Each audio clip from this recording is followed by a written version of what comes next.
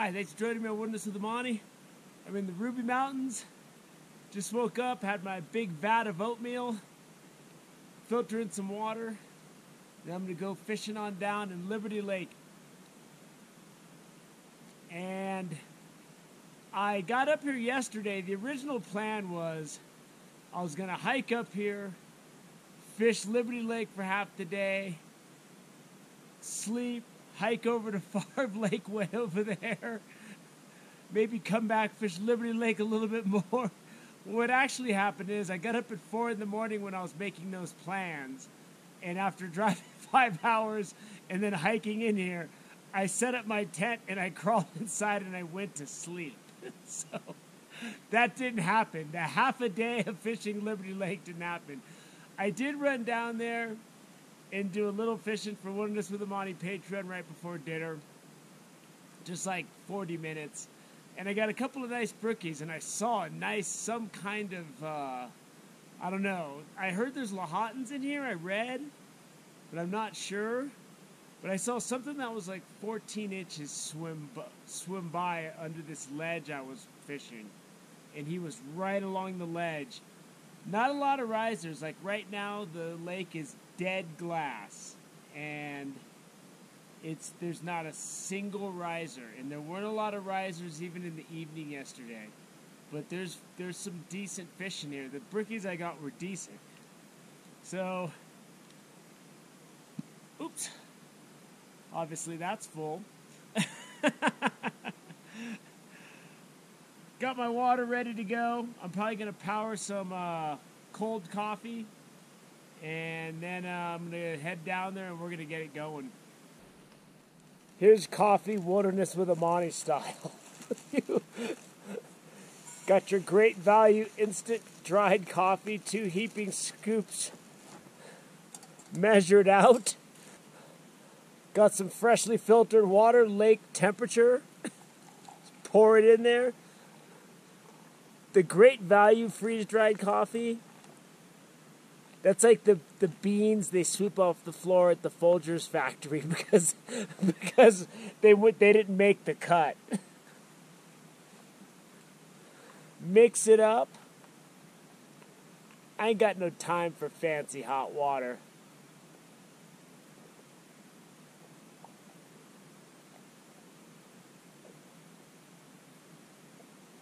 Oh! Woo! I'm ready to go fishing now. I just don't want to sit here with a hot cup of coffee. Ooh, it's hot. Ooh, it's hot. The longer I spend time alone in the woods, the closer I'm becoming to something like Gollum from Lord of the Rings. He forgot the taste of bread. I'm just going to be walking around with raw meat at some point. Man, it's chilly out here. I mean, it is like 10,000 feet though. The fishing today I think is going to be really slow and methodical. Because as you can see, there is just dead glass. There's no risers. And you might see one here and there.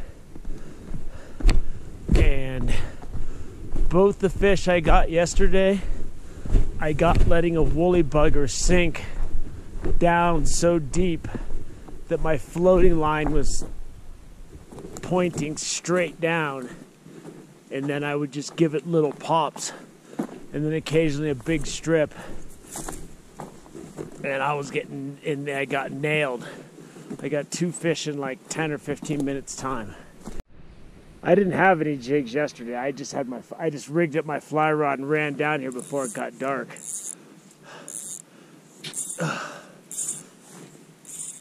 So what I'm doing is I'm not casting that far out, and I'm letting my woolly bugger sink straight down, and then I'm giving it tugs as I bring it up this wall. And there seem to be fish. This is where I saw that nice fish cruising. I saw him cruise right there, and then he disappeared. I don't know where he went. I casted my woolly bugger out, but he stopped. He didn't continue on. But then I sat there and I fished this wall for a long time, and he wasn't there, so I don't know where that thing went. But I'm going to try to find him today. You bet your bottom dollar on that. This is why this kind of fishing takes a long time. You just got to wait for it to sink down there. And when I'm sinking a nymph down like that, it takes a long time. And the hours go by real quick, and all of a sudden it's 5 o'clock and you ain't caught nothing. If I get around to the back of the lake, I might change it, but for this type of fishing where I'm letting it sink like this, I need to have like an 8 or 9 foot leader, because it'll let my fly sink faster, and then when my line goes down, I know how deep I am. Man, this is my first big hit over this weed bed, and he took it. I didn't feel anything though. He must have just barely had the back hairs of that thing. Wow, it's already gotten really windy, man. This might be tent time for a while. If I'm going to be fishing in the wind no matter what, I might as well fish in the wind when it's warmer and I can see. But there's some pretty interesting rock drop-off right here. I'm going to see if I can get something. They're holding on these weed beds out there. There's like really thick, not particularly like deep weeds, but there's weed growth on the bottom, and I saw a couple of nice brookies way down there. So that's what I think that's going to be the formula for today. I'm just going to have to figure out how to get down to those fish, even if it's windy. I don't know. The rock wall.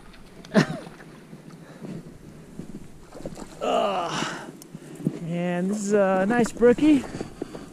Actually, this is a Mackinaw. I think this is a Mac. And look at that, that's a Mac, man. This is the smallest Mac I've ever seen. But that's a Mackinaw. Look at his spots. Cool. There's Macs in here. Whew. And like I said, whenever I get to these deep rock walls, man, I usually pull something up. So far I've caught 2 brookies in this lake last night, yesterday evening before dinner, and a Mac. I didn't even know there were Mackinaw in here. I thought I read something about it, but I wasn't sure. I mean, the research for this lake was like 20 minutes.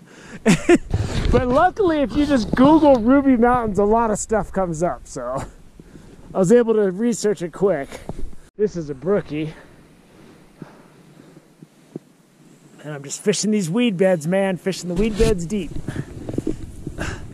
And I'm coming back to the back of the lake. Sometimes when you go different sides of the lake, the fishing can be a lot different. And since I come back here, this is the second fish I've hooked in just a couple of minutes, man. And I just got a bite too. So I mean, ooh, that's a pretty brook trout. Get my hand wet. And this big barbless woolly bugger I'm using. Hook comes right out. But I'm going to be looking for some bigger Macs today, now that I saw that there's Mackinaw on here. Look at that brookie. That's a nice brook trout. Beautiful fish, man. Get him back in the water. And we'll see you next year, buddy. Found this weed bed back here, and there just seems to be more fish, man. And you can see the green. Oh, I just had one. If you stop paying attention for even a second, my line will go the other direction. I looked away for a moment and got zapped. That was no good. I got to pay attention, man. Because when your line's down under the water, it's really hard to see it, especially with this wind ripple. And if you look away, you're going to miss your only chance. Good spot for nymph fishing, man.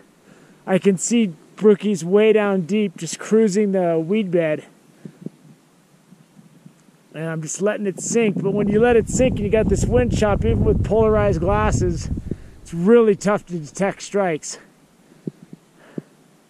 Unless it's a big one that really takes it. Brookies are aggressive back in this weed bed.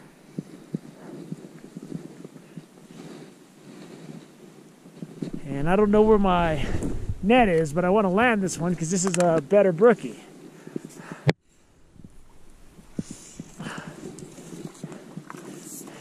And I mean, they're hitting hard back here. Ooh. Ooh, he came off. He came off, but I got him in the net first. Ooh, that was a good one. Look at this brookie. This is a nice brookie. Ooh. Look at my hand wet. I'm going to show him to you. This guy's fat, man. Check that guy out. That's a good brookie for a lake at 10,000 feet, man. Ooh, I like Liberty Lake. I like it a lot. And my cheap flies are working out because this woolly bugger has fallen apart to the point where it lost a whole layer. So now it's really sleek, and when it's in the water, it has a really sleek appearance when it's swimming. And they really seem to be hitting that now. And the wind's making it tough, but when you get a bigger fish like that, he just took it. You know, it wasn't a little tap. My line swam out, and I saw him hit it.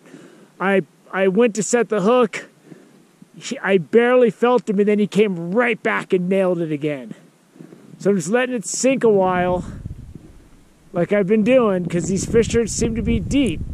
That's why I'm sticking with this bigger woolly bugger. Even though I'm seeing a lot of smaller brookies, I want the bigger ones, man. And I think with this woolly bugger, I think that's my best bet. This wind blows, though. If this wind would go away, man, this would be wide open. There's like a shelf out there and then just weeds, and you can see the green growth on the bottom, and the fish are just sitting on those weeds. They're not really swimming around that much.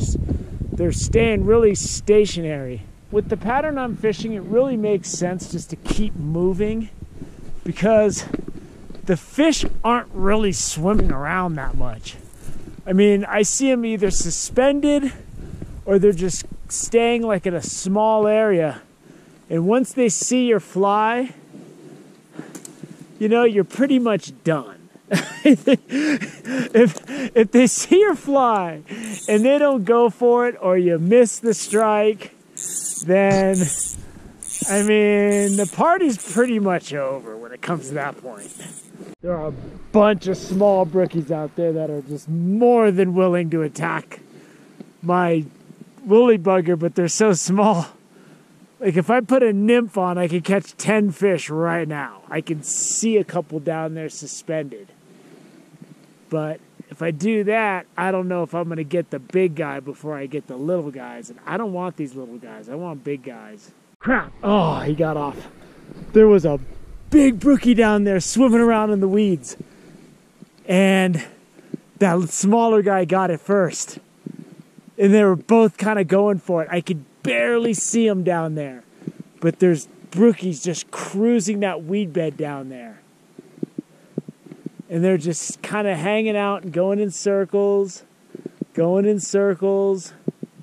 but there was one that was like a good 12 inches, man. Oh, he's going the other direction. There he is. He's going that way. Oh, don't you dare go that way. Oh, he's going that way.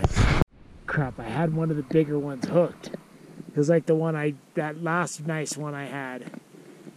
And he came right off, man. I barely had him.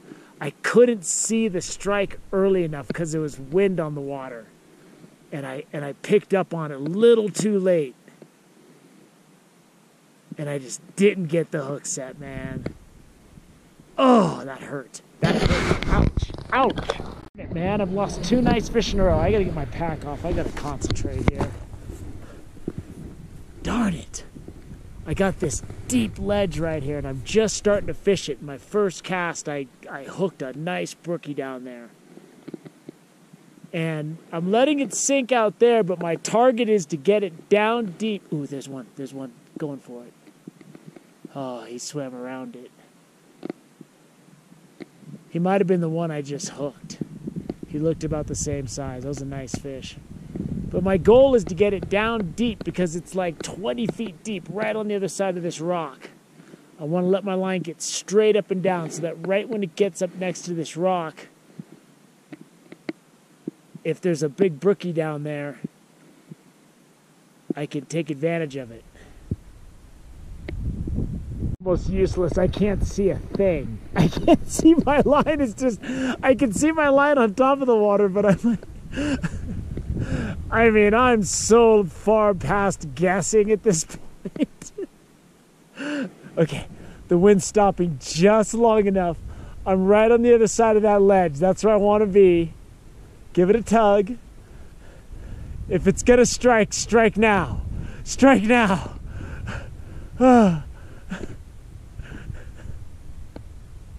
It's not striking.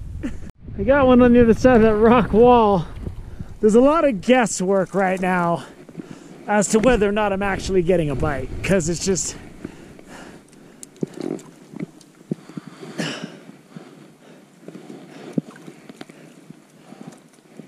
But I made an adjustment for this rock wall that worked for at least this little guy.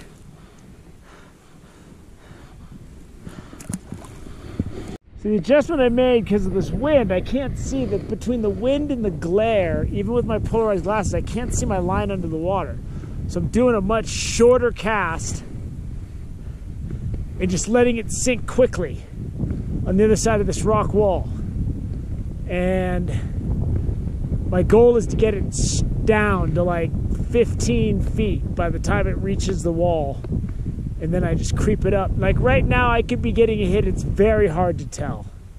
I can see the end of my line, but it's... So what I do every now and then is I give it a little bit of a tug and see if something's there, if I see anything suspicious. But it's difficult. There's a brookie little guy sitting motionless right there, just past the tip of this log. Watch when I walk up, he'll swim away. He's not moving. He's just, there he goes. He's just sitting right under those weeds. I saw him come up. He was sitting right here where there was like an inch of water, and he was grabbing stuff. And I threw my jig at him, and he didn't know what to think. He's like, what the heck is that? That's gonna wrap it up. It is howling waves on the lake. But we learned a lot about Liberty Lake, and the brookies weren't cruising, they were just deep on those weed beds, and they stay kind of stationary, so you want to keep moving. We learned there's Mackinaw here, and I'm going to explore that later with marabou jig, fish those, 50, 60 feet. And I read this lake is 100 feet deep. So there's a lot of nice fishing here. The brookie action was really good, as you saw. And I lost 2 brookies that were easily as good as the biggest one I got in the net. So, chalk it off to barbless hooks and not being able to see the strike because of the wind on the water. Because when your line is sinking down and the tip of my line's like 7 feet below the surface of the water, I'm looking at it and the wind's blowing. It's really deceiving. It's tough to tell what's going on. Sometimes you just got to set the hook and there's nothing there. But we're going to come back and we're going to fish more here. Probably this evening, but definitely next fall. So I hope you enjoyed this first look at Liberty Lake in the Ruby Mountains. I had a great time messing around with it. Thanks for joining me on Wilderness with Amani. Until next time.